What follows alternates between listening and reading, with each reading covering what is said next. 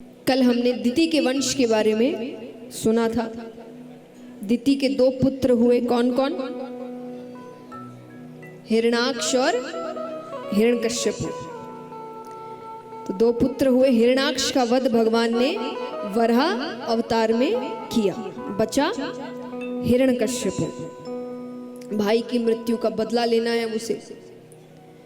उसका विवाह हुआ कयादु नामक कन्या से, जिनसे उनको पुत्र हुआ प्रहलाद। बचपन से ही सिखाया गया कि भगवान यानी तुम्हारे पिता राजा हिरण्यकश्यप। ठीक है, बच्चा है, मान गया। अब यहां पर भगवान से युद्ध करना है तो भगवान जितना शक्तिशाली तो बनना पड़ेगा उसकी नजर में, वरना भगवान जितना शक्तिशाली तो कोई है ही नहीं। पर उससे ऐसा लगता है तो उसने कहा कि उसके लिए तप करना पड़ेगा, कुछ वरदान लेने पड़ेंगे। तो अपनी पत्नी से कहता है कि मैं तपस्या करने जा रहा हूं, कब लौटूंगा पता नहीं। ठीक है, जाता है, कुछ दूर जाके पेड़ के नीचे बैठता है। तब शुरू कर रहा है ब्रह्मा जी को प्रसन्न करने की कोशिश। उसी पेड़ पर एक सूवा बैठा था, सूवा यानी तोता। उसने कहा नारायण नारायण नारायण।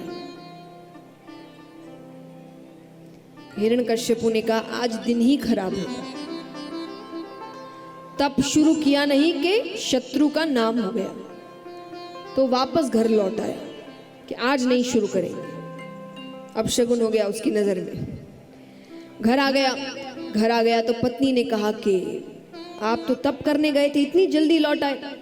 उसने कहा रे मैं गया, पर वो पेड़ के नीचे बैठा था तो पेड़ पर एक सूवा बैठा था। उसने कहा नारायण नारायण नारायण। पत्नी यहां पर सोचे कि ऐसे तो भगवान का नाम ये कभी लेता नहीं, हमेशा शत्रु है शत्रु है, विष्णु शत्रु है। मुश्किल से इसने 3 बार नाम ले लिया। अब ये 3 को मैं 108 करवा दूं, एक माला तो हो गई। पर कैसे कराए, उसे डर लग रहा है, जल्दी से तो नाम लेते नहीं। अब वो हर कुछ देर में काम करे। काम करते करते आए, ऐसे दिखाए जैसे आप पहली बार नजर पड़ी है, और फिर पूछा अरे आप तो तपस्या करने गए थे ना। अरे वो कहे मैंने अभी तो बताया तुमको, मैं गया था, पेड़ पर एक सूवा बैठा था, उसने कहा नारायण नारायण नारायण।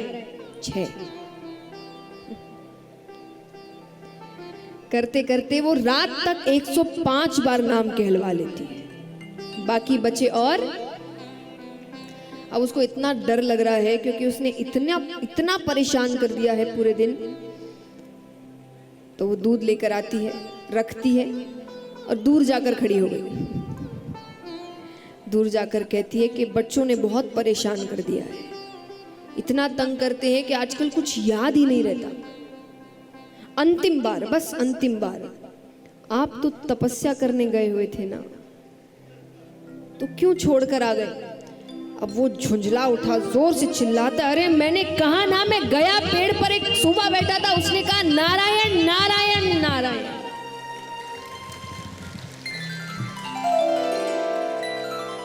पत्नी कहे अब याद रहेगा। वो कुछ दिनों बाद फिर वापस तप करने जाता है। काफी समय तक उसने तपस्या करी। ब्रह्मा जी प्रसन्न होते हैं। ब्रह्मा जी ने कहा क्या चाहिए वरदान में? उसने पहले कहा मुझे अमरता का वरदान दो। क्या दो? अमर कर दो मुझे। ब्रह्मा जी कहते वो मेरे हाथ में नहीं। अमरता का वरदान विष्णु भगवान दे सकते हैं, और कुछ मांगो। तो वो कहे तो फिर अब आपने तो मेरा वरदान ठुकरा दिया, तो उसके हिसाब से मैं जो भी मांगूंगा मुझे देना पड़ेगा। ठीक है, ब्रह्मा जी कहते मांगो।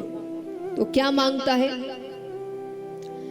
12 महीने होते हैं, 12 महीने में किसी महीने में ना मरूं, ना दिन में मरूं ना रात में मरूं, ना घर के अंदर मरूं ना घर के बाहर मरूं, ना नर से मरूं ना पशु से मरूं, ना अस्त्र से मरूं ना शस्त्र से मरूं, ब्रह्मा की बनाई हुई सृष्टि में किसी से ना मरूं।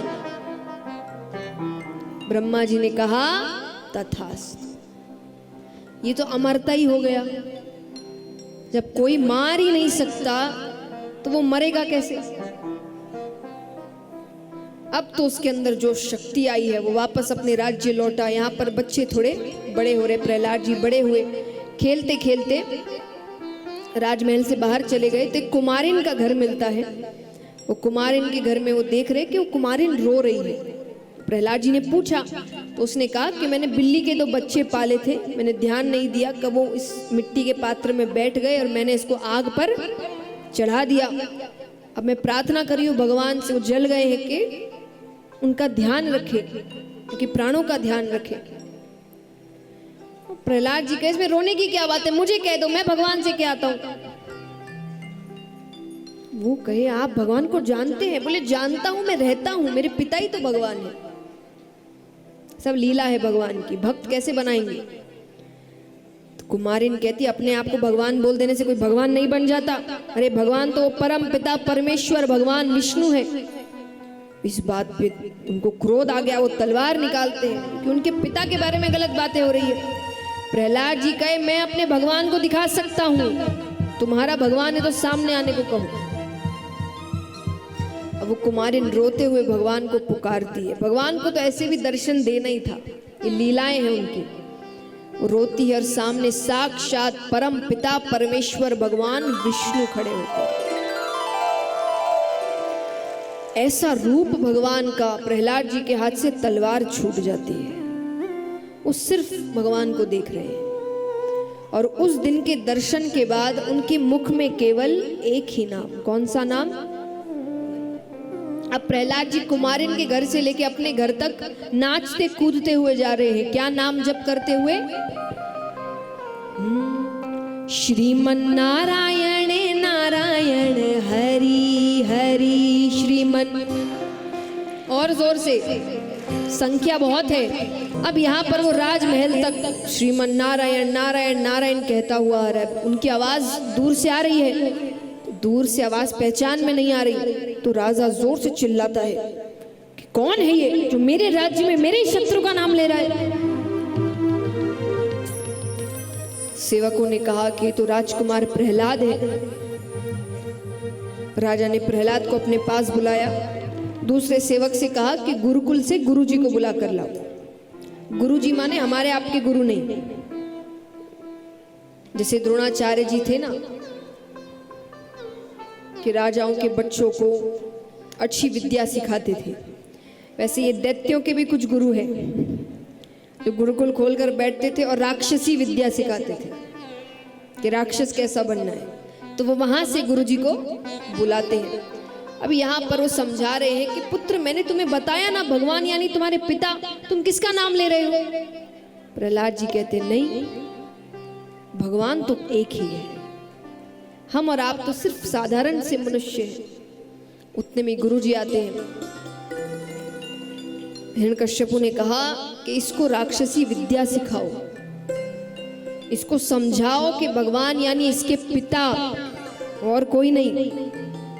ठीक है, प्रहलाद जी को ले जाया जाता है। अब उनको वहां बार बार बोला जा रहा है कि नाम जप करो।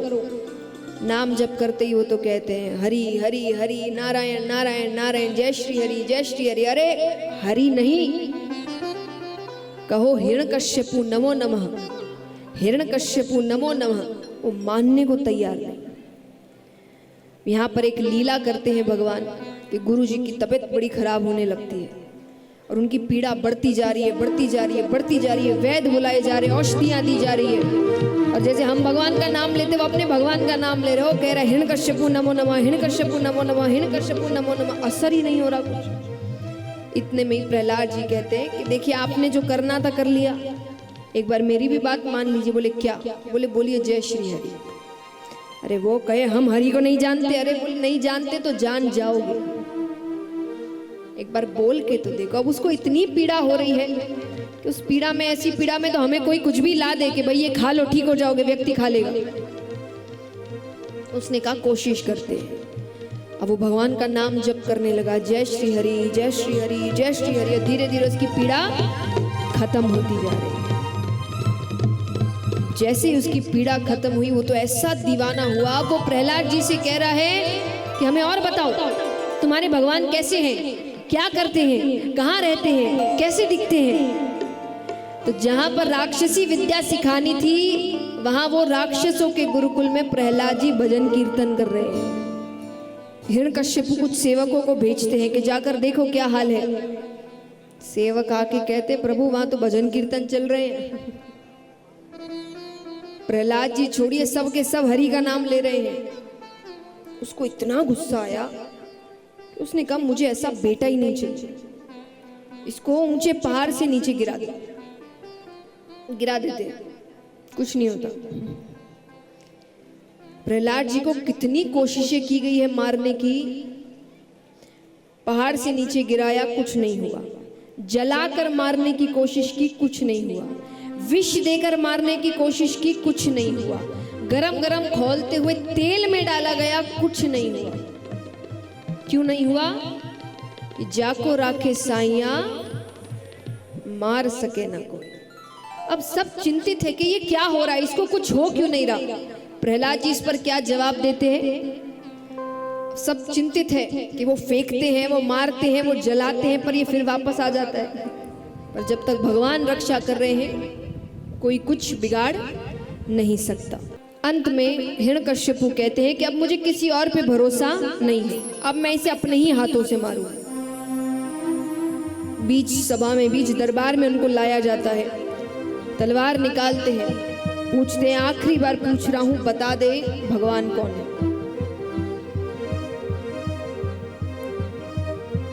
प्रहलाद जी कहते हैं, श्री हरि, केवल श्री हरि। उन्होंने तलवार निकाली, मारने ही लगते हैं कि बीच में माता कयाधु आ जाती है, उनकी मृत्यु हो जाती है। अब हिरण्यकश्यप प्रहलाद से कहे कि तुम्हारी वजह से तुम्हारी माता की मृत्यु हो गई। प्रहलाद जी भक्ति के इस सीमा तक पहुंच चुके हैं, इस स्तर तक पहुंच चुके हैं कि वो कह रहे हैं कि मृत्यु नहीं हुई है, माता तो श्री हरि की हो गई है। इस दुनिया में कुछ नहीं रखा पिताजी, मुझे भी यहाँ नहीं रहना, मुझे भी उनके पास जाना है। अरे ये रोने की बात नहीं है, ये तो और भगवान को मनाने की बात है कि जैसे उनका कल्याण हुआ, हमारा भी कल्याण हो जाए। अब वो हिरण्यकश्यप के सामने ही भगवान का नाम जप करना शुरू कर देते हैं। राजा कहते हैं, बंद करो मेरे शत्रु का गुणगान। अरे हरि हरि हरि, कहाँ है तेरा हरि? प्रहलाद जी कहते, वो हर जगह है, वो मुझ में है, वो आप में है, वो जीव में है, निर्जीव में है। हिरण्यकश्यप कहे, निर्जीव में है? बोले हाँ। अब वो इधर उधर देखे, निर्जीव निर्जीव नहीं। वो कहे, इस खंबे में है तेरा श्रीहरि? बोले इस खंबे में भी है। तो बोले मैं इस खंबे को ही तोड़ता हूँ। बैठ जाओ, जो सामने खड़े, एक बार यहीं बैठ जाओ। वो कहते हैं कि मैं इस खंबे को ही तोड़ता हूँ।